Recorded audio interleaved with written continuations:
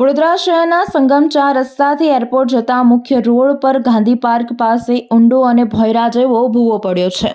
આ મુખ્ય રોડ પર ટૂંકા સમય પહેલા જ લાખો રૂપિયાથી ડ્રેનેજ લાઇનની કામગીરી કરવામાં આવી હતી, પરંતુ કોન્ટ્રાક્ટર દ્વારા ડ્રેનેજ લાઇન નાખ્યા બાદ વ્યવસ્થિત પૂરા નહીં કરાતા આ રોડ પર અનેક જગ્યાએ ખાડા ટેકરા થઈ ગયા છે।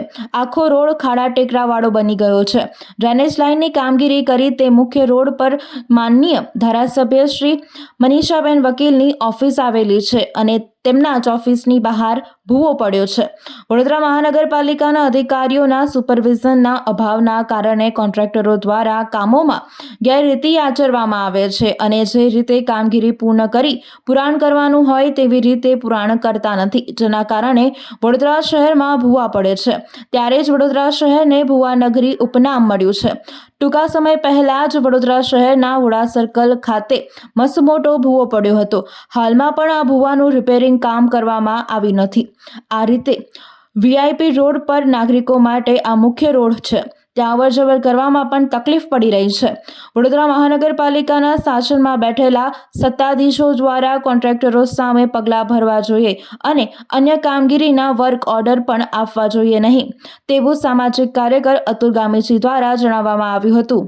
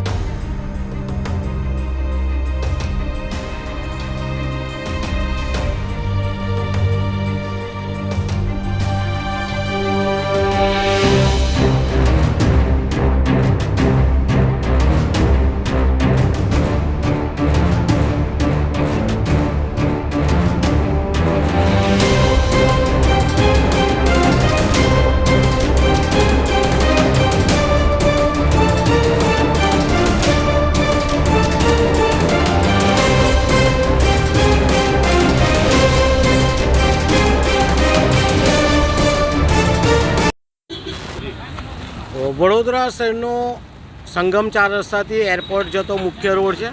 આ રોડ પર કરોડો રૂપિયાના ખર્ચે ડ્રેનેજ લાઇનની કામગીરી કરવામાં આવી હતી, પરંતુ આ કોન્ટ્રાક્ટર દ્વારા વ્યવસ્થિત પુરાણ કરવામાં નહીં આવતા રોડ આખો ઉબડ-ખાબડ થઈ ગયો છે અને આજે આ જ કોન્ટ્રાક્ટર જે કામગીરી કરી હતી ત્યાં મસ્ત મોટો ભૂવો પડ્યો છે। ભૂવો એક સુરંગ જેવો ભૂવો છે। વડોદરા શહેરમાં હમણાં વોડા સર્કલ પાસે પણ એક મસ્ત મોટો ભૂવો પડ્યો હતો અને હજુ એનું કામકાજ કરવામાં નહીં આવ્યું। બીજી બાજુ વડોદરા શહેર સંસ્કારી નગરી એક ભૂવા નગરી બની ગઈ છે। આ ભૂવો જ્યાં પડ્યો છે બાજુમાં જ અમારા ધારાસભ્ય માન્ય મનીષાબેન વકીલ રહે છે, એમની ઓફિસની બરાબર મુખ્ય રોડ પર આ ભૂવો પડ્યો છે। મનીષાબેન વકીલનું એક બોર્ડ છે, ત્યાં પણ વચ્ચે ભૂવો પડ્યો હતો, એને પણ પુરાણ કરી દીધું છે। એટલે ક્યાંક ને ક્યાંક વડોદરા શહેરમાં જે કોન્ટ્રાક્ટરો છે, જે અધિકારીઓ છે, સુપરવિઝન કરવામાં આવતું નથી, તેના કારણે આવા ભૂવા પડ્યા કરે છે। સાથે આ ભૂવો પડ્યો છે તો જે ડ્રેનેજ લાઇનની કામગીરી કરી છે આવા કોન્ટ્રાક્ટરને બ્લેકલિસ્ટ કરવા જોઈએ, સાથે આવા કોન્ટ્રાક્ટરને નવા કામ ના આપવા જોઈએ અને જે પણ નગરસેવકો એમની પર એક્શન લેવે એવી અમારી માંગ છે।